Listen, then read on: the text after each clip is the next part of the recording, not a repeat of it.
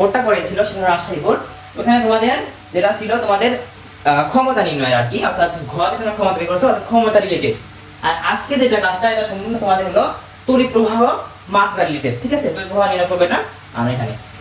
তার আগে তোমরা তোমাদের তানিম ভাইয়া কি দেখিয়েছিল যে বর্তনী আসলে দুই ধরনের হয়, আসলে দেখিয়েছিল। তো আমি তোমাদের আরেকটু দেখিয়ে দিই, মানে রিক্যাপ করে একবার।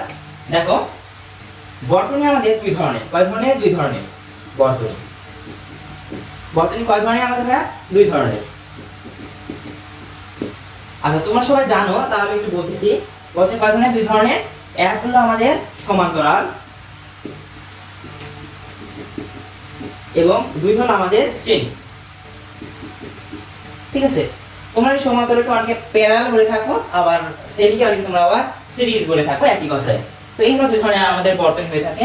তো আমি যদি একে তোমাদের দেখাই যে কোনটা কি ধরনের বর্তনী, মনে করো এইভাবে তাকালাম,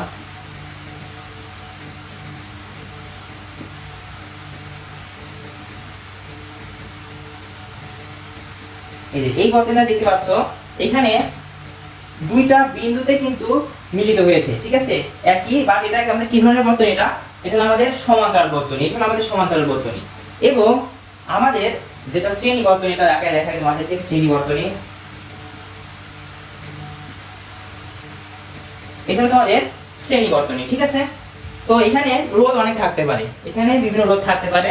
তো এটা হলো আমাদের সমান্তরাল এবং এটা হলো আমাদের শ্রেণী বর্তনী, ঠিক আছে? এখন দেখো, তোমাদের একটা বিষয় আজকের ক্লাসে জানতে হবে, সেটা আমি তোমাদেরকে এখন জানিয়ে দিচ্ছি যে সমান্তরাল বর্তনীর ক্ষেত্রে তোমাদের এখানে তড়িৎ প্রবাহ যেটা এটা ভিন্ন হয়, কিন্তু এখানে বিভব পার্থক্য যেটা এটা সমান হয়।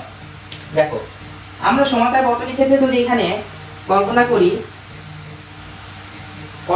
এটা হলো আমাদের একটা বিন্দু এ বিন্দু, এবং এখানে কল্পনা করলাম এটা হলো বিন্দু আমাদের বি বিন্দু, ঠিক আছে? দুইটা বিন্দু। এখন দেখো, এই দুইটা বিন্দুর বিভব পার্থক্য যেটা ভি, এটা কিন্তু আমাদের সমান, কিন্তু তড়িৎ প্রবাহ মাত্রা যেটা, অর্থাৎ আমাদের আই যেটা, এখান থেকে তো আমাদের পজিটিভ এবং নেগেটিভ, তাই না? এখান থেকে তো আমাদের আই আসবে, তাই না? এটা আমাদের কি বলবো? এটা হলো ব্যাটারি, বা তোমরা কোষ বলতে পারো, একই কথায়। তো এখান থেকে মনে করো আমাদের আই আসতেছে, কি আছে? আই যাচ্ছে, ঠিক আছে? এই যে আই যাচ্ছে। তো দেখো, এইখানে যাওয়ার পরে, এই এ বিন্দুতে যাওয়ার পরে, মনে করো এই বিন্দুটা এইখানে, এই এ বিন্দুতে যাওয়ার পরে এই দুটো কিন্তু আমাদের দুইটা পথ। কয়টা পথ? এখানে আমাদের দুইটা পথ, একটা হলো উপর দিকে, এটা নিচের দিকে, অর্থাৎ দুই পথে আই আমাদের বিভক্ত হয়ে যাবে। তখন কি হবে? I1 একটা এবং I2 একটা হবে। যেখানে আমরা বলতে পারতেছি যে আমাদের এখানে এই সমান্তরাল বর্তনীর ক্ষেত্রে আমাদের তড়িৎ প্রবাহ মাত্রাটা ভিন্ন। অপরদিকে যদি আমরা শ্রেণী বর্তনীর কথা চিন্তা করি, শ্রেণী বর্তনীর ক্ষেত্রে কিন্তু আমাদের আইটা আবার কি একই, কিন্তু আমাদের বিভবটা আলাদা। কারণ দেখো, এখানে আমরা কল্পনা করি এ বিন্দু, এটা বি বিন্দু, এটা আমাদের সি বিন্দু। এখানে ছিল দুইটা রোধেরই দুইটা বিন্দু, কি বিন্দু? এ এবং বি বিন্দু। মানে এখানে দুইটা রোধের বিন্দু কি? একটা হলো এ বি বিন্দু আর একটা হলো বিসি। তো দুইটা আলাদা, ঠিক আছে? যে কারণে এদের বিভবগুলো আলাদা হবে, বিভব পার্থক্য আলাদা হবে। প্রথমে এইটুকুর জন্য বিভব হবে, নেক্সট এইটুকুর জন্য বিভব হবে, তাই না? তো এটার ক্ষেত্রে কিরকম? একই। কারণ দেখো, এখানে কিন্তু এখানে বি বিন্দু, অর্থাৎ দুইটা এই একই এর মধ্যে পড়তেছে, দুইটা রোধই আমাদের এ এবং বি দুইটা বিভবের মধ্যে পড়তেছে, যে কারণে আমাদের এটা সমান। বাট এখানে দেখো আইটা আবার, এখানে কিন্তু আমাদের আইটা আমাদের সমান। কি কারণে সমান? কারণ এই দিকে আই যাচ্ছে, আবার এখানে যে আই, এইখানে এ বিন্দুতে যে আই তোমাদের পাবা, বি বিন্দুতে সেই একই আই পাবা, সি বিন্দুতে একই আই পাবা, অর্থাৎ সব ক্ষেত্রে আই সমানই শ্রেণী বর্তনীর ক্ষেত্রে, ঠিক আছে? আচ্ছা, তো এটা হলো তোমাদের একটু আমি আগের ক্লাসটা একটু নিয়ে গেছিলাম। তো আজকে তো আমাদের এটা করা উচিত না, আমি তোমাদের বোর্ডটা সলভ করবো। তো চলো আমরা বোর্ডটা সলভ করি, ঠিক আছে? দাঁড়াও, ক্লাসটা নিয়েছি আগে, ওয়েট। আচ্ছা, তোমরা সবাই দেখো, এখানে একটা সুন্দর বর্তনী দিয়েছে। তোমরা বলো তো, গেস করো এখানে কি কি আমাদের বর্তনী আছে, বা এখানে কি কি সমবায় যুক্ত আছে। এখানে ফার্স্টে দেখো, আমাদের রোধ আছে কয়টা? মানে চারটা রোধ আছে। কয়টা রোধ? চারটা রোধের R1 তো আমাদের এখানে নিতে পারছি, R1 ঠিক আছে? এই যে এ থেকে বি এর মধ্যে R1 আছে শ্রেণীতে, কিন্তু R2 এবং R3 দেখো এটা কিসে আছে? দুইটা ভালো গেছে, অর্থাৎ আছে হলো সমান্তরালে। কিসে আছে? সমান্তরালে। আচ্ছা, এবং R4টা শ্রেণীতে। আমরা এখন যেটা করব, সমান্তরাল যেটা আছে, তো আমরা তোমার গত ক্লাসে তোমরা যে সূত্রটা পড়েছিলে যে তুল্য নির্ণয় সূত্র, যে আমাদের যদি শ্রেণী সমবায় থাকে তাহলে কি হয়? আর x = R1 + R2 + R3 হয় না? এরকম জটন হতে পারে। বা ইনফিনিটি পদ হতে পারে বা যে কোনো সংখ্যা হতে পারে ঠিক আছে। আচ্ছা, এটা হলো আমাদের কিসের জন্য, শ্রেণী বর্তনীর জন্য। এবং সমান্তরাল যেটা আছে, সমান্তরাল বর্তনীর জন্য আমাদের কি, আমাদের সম্পূর্ণ বর্তনীর পুরো বের সূত্রটা কি 1/r p ছিল, তাই না? তাহলে 1/r1 + 1/r2 এরকম ছিল, তাই না? এরকম ছিল। আচ্ছা, তো দেখো আমরা যেটা করব এরকম ছিল। আচ্ছা, তো দেখো আমরা যেটা করব এখানে, তাহলে গ নাম্বার সমাধান করি। গ নাম্বার, এখানে কি দেখতে পাচ্ছি, এখানে আগে যেগুলো ভ্যালু আমাদের দেওয়া ছিল আমরা তুমি r1 দেওয়া আছে আমাদের, দেখো 5 এখানে নিচে দিয়ে দেওয়া আছে, এখানে দিয়ে দেওয়া, ঠিক আছে, এদিকে দেওয়া = 5 ohm, r2 = 6 ohm, r3 = 12 ohm, r4 = 1 ohm, ঠিক আছে, এগুলো আমাদের কিন্তু দেওয়া আছে। ওকে, আচ্ছা, এখন দেখো আমাদের, আমরা আগে যেটা করব সমান্তরাল বর্তনীটাকে আমরা বর্তনী আমার তুলরোধটা এইটুকু বের করব, বের করার পরে দেখবো আমাদের এটা একটা হয়ে গেছে, তাহলে আমরা সবগুলো যখন যোগ করে দেব তখন আমাদের সম্পূর্ণটা সেট হয়ে যাচ্ছে। আচ্ছা দেখো, তাহলে আমাদের এখানে r2 এবং r3 কিসে যুক্ত ভাইয়া, শ্রেণীতে যুক্ত। আচ্ছা তারা ওয়েট ভাইরা, তোমরা হয়তো একটা ফ্যানের আওয়াজ পাচ্ছ, তাই না? আমি একটু এটা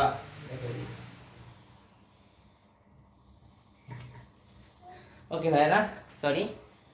তো দেখো r2 এবং r3 কিসে যুক্ত ভাইয়া, শ্রেণীতে যুক্ত। কিসে যুক্ত ভাইয়া, শ্রেণীতে যুক্ত। তাহলে আমরা সরি শ্রেণীতে বলছি, সমান্তরালে যুক্ত ভাইয়া, সরি, সমান্তরালে যুক্ত। আচ্ছা, তাহলে আমরা কি করব, সূত্রটা কি আমাদের এইটা, ঠিক আছে, এইটা অ্যাপ্লাই করব। তাহলে কি হবে 1/rp = কি বলবো আমরা, 1/r2 + 1/r3, তাই না? কি r3 না? আচ্ছা, এইভাবে সমাধান করতে পারো তোমরা, বাট আমি যেভাবে সমাধান করব একটু সমাধান করি, একেবারে সমাধান করে দিই, হ্যাঁ ঠিক আছে, তোমাদের পারো না। তাহলে আমাদের সরাসরি rp = আমাদের কত, 1/r2 + 1/r3 ইনভার্স 1। ওকে, দেখো মানগুলো বসাই আমরা। r2 এর মান কত, 6, r3 এর মান কত, 12, তাহলে আমাদের ইনভার্স 1। তো একটু ক্যালকুলেশন করে দেখো কত হয়, আমি একটু ক্যালকুলেশন করি সাইড, ঠিক আছে, তোমরা করো, তোমরা যারা ক্যালকুলেটর নিয়ে বসছো সবাই ক্যালকুলেশন করো, ক্যালকুলেশন করে দেখো কত বের হয়। ওয়েট,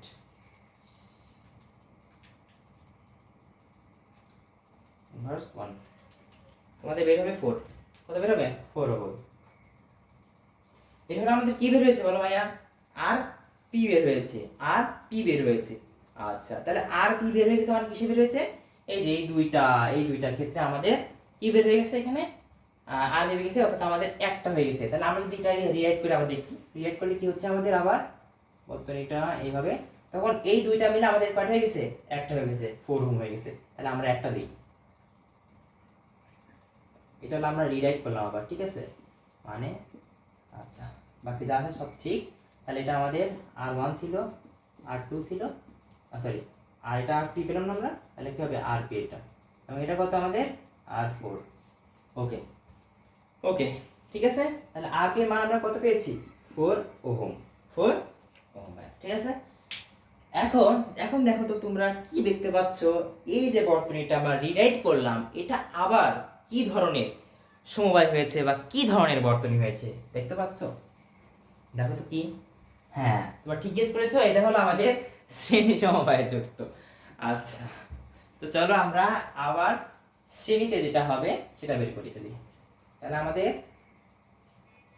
পরেরটুকু কি হবে, শ্রেণী সমবায়, দেখবা যে এখানে আবার লিখতে পারো r1 r2 আর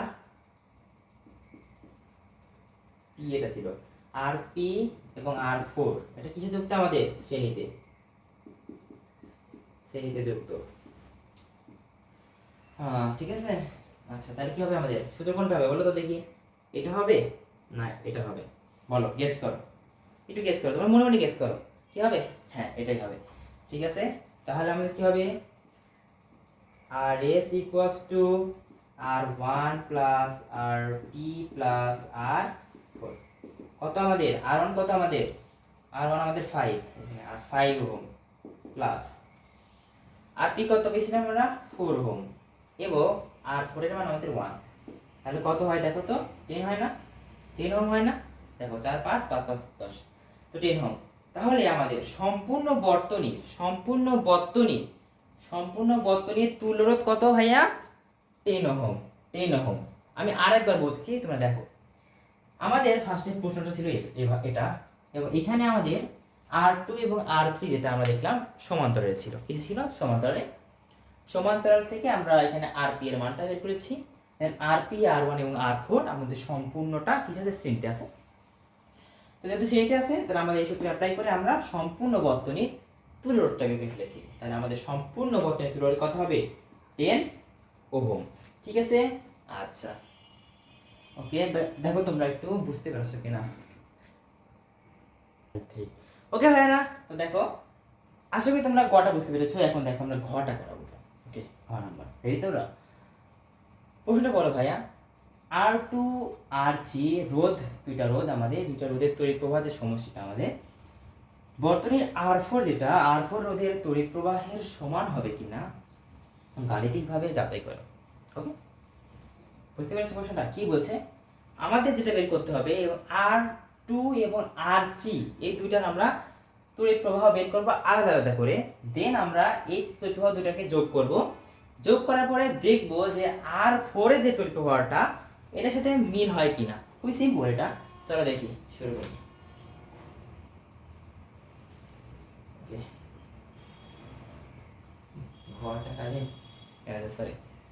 আচ্ছা দেখো, তাহলে আমরা পূর্বের গতে আমরা যেগুলো ভ্যালুগুলো লিখেছিলাম ওগুলো আমরা একটু নিয়ে নিই, ঠিক আছে। বা আগে দেখি এখানে কি কি পাই আমরা।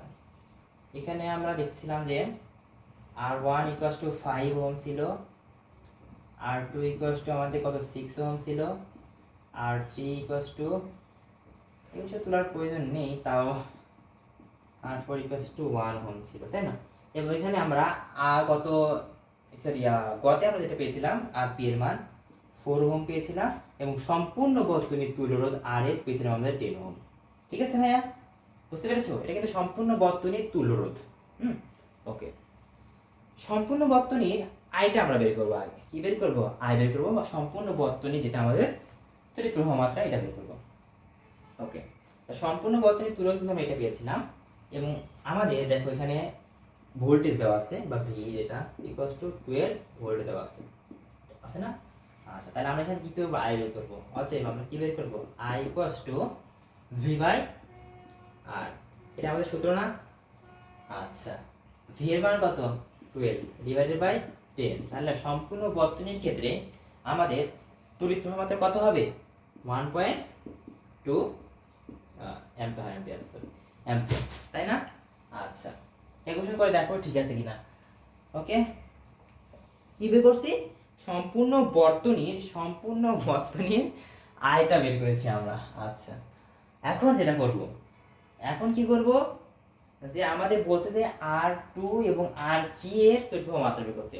এখন দেখো তো R2 আর R3 আমাদের এখানে কিসে আছে, সমান্তরালে। আমরা বেসিক একটু আগে কি বলেছিলাম, যে সমান্তরাল বর্তনীর ক্ষেত্রে আমাদের বিভবটা কি, সম্পূর্ণ বর্তনীর আয়টা বের করেছি আমরা। আচ্ছা, এখন যেটা করব, এখন কি করব, যে আমাদের বলছে যে R2 এবং R3 এর তড়িৎ প্রবাহ মাত্রা বের করতে। এখন দেখো তো R2 আর R3 আমাদের এখানে কিসে আছে, সমান্তরালে।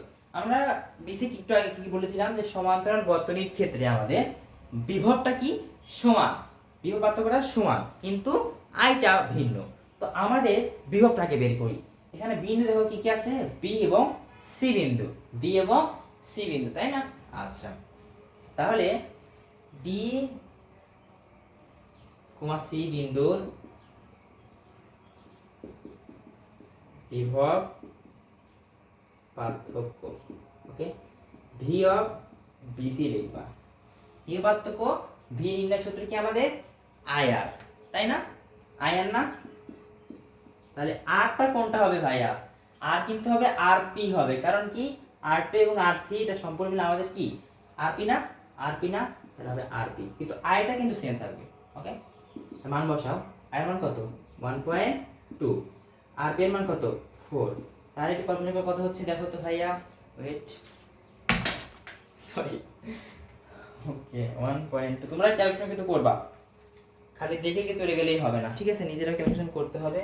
4.8 4.8 ভোল্ট।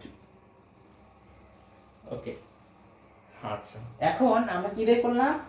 বি এবং সি দুইটা বিন্দুর এখানে আমাদের থেকে বিভব পার্থক্য যেটা ভি অফ বিসিটা বের করলাম, অর্থাৎ ভিটা বের করলাম। এখন আমাদের ভি বের করা শেষ, এখন আলাদা আলাদা করে আমরা আই বের করব, অর্থাৎ R2 এর আই বা R2 এর তড়িৎ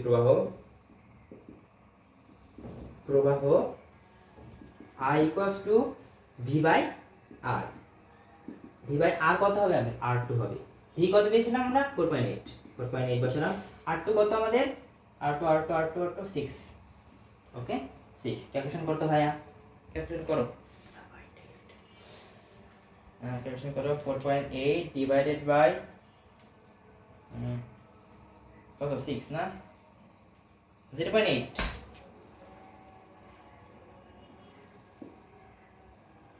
এটা কি হবে? অ্যাম্পিয়ার, তাই না? আচ্ছা, আর থ্রি এটা বের করে ফেলি আমরা, একই সেম। R3 এর তড়িৎ প্রবাহ আই, এটা আমরা এক কাজ করি, এটাকে আমরা ধরি I2 ধরি, এটা তো I2 ধরি, এটা I1 ধরলাম, এটা I3 ধরলাম। তাহলে I3 কত হবে? V by R3। ভি কত? 4.8 এবং R3 কত আমাদের? 12। এখন আমাদের ক্যালকুলেশন করে চলো, ক্যালকুলেশন করো দেখি। 12 0.4, সরি ভাইয়া, কি বলবো, 0.4 অ্যাম্পিয়ার। ওকে, তাহলে কি পেলাম? R2 এবং R3 আমরা তড়িৎ প্রবাহ পাইছি। এখন আমাদের প্রশ্ন দেখো আবার কি বলেছে। তড়িৎ প্রবাহ পেলাম, তড়িৎ প্রবাহ পাওয়ার পর দুটোর সমষ্টি চাইছে, মানে সমষ্টি করবো আমরা। সমষ্টি করার পরে দেখবো R4 এর সাথে মিলে নাকি। আচ্ছা দাঁড়াও, আচ্ছা সমষ্টি করে আগে চলো, সমষ্টি আগে করি, মুছে দিই উপর দিক দিয়ে মুছে দিই, এটাও তোমরা বুঝতে পার। আচ্ছা, এখানে মুছে দিই। ওকে, তাহলে কি করবে এখন? যে R2 ও R3 এর তড়িৎ প্রবাহের সমষ্টি,